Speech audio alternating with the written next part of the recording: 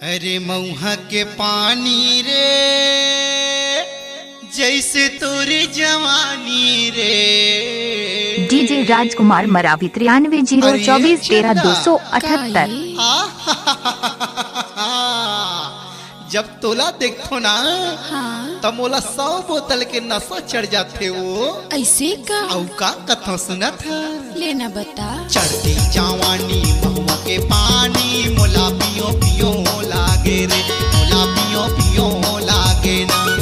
चढ़ती जवानी महुआ के पानी मोला पियो पियो लागे रे, मोला पियो पियो लागे ना।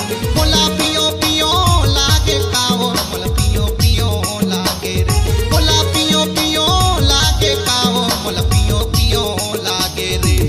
चढ़ती जवानी महुआ के पानी मोला पियो पियो लागे रे, मोला पियो पियो लागे ना।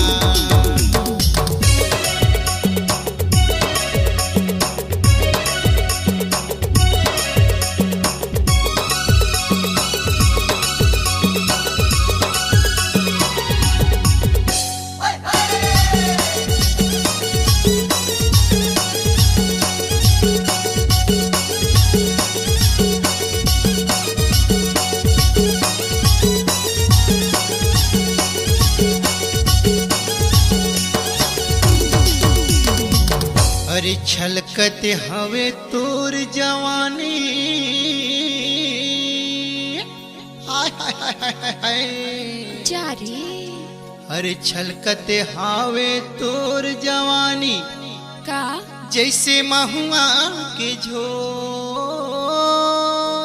औ ढारे ढार के पीते हो तोला, सही में का इरादा है तो। जा जा चढ़ती जवानी महुआ के पानी मोला पियो पियो लागे रे, मोला पियो पियो लागे ना। चढ़ती जवानी महुआ के पानी मोला पियो पियो लागे रे, मोला पियो पियो लागे ना। मोला पियो पियो लागे काओ, मोला पियो पियो लागे रे, मोला पियो पियो लागे काओ, मोला पियो पियो लागे रे। चढ़ती जवानी महुआ के पानी मोला पियो पियो लागे रे, मोला पियो पियो लागे ना।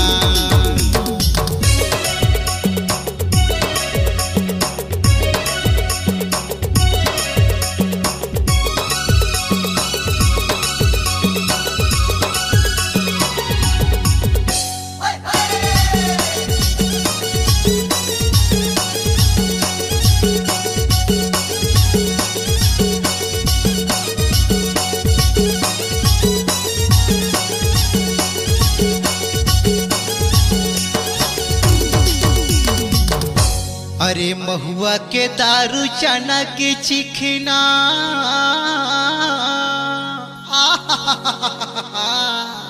अरे महुआ के दारू चना के चिखना अच्छा जैसे भारे तोर जवानी।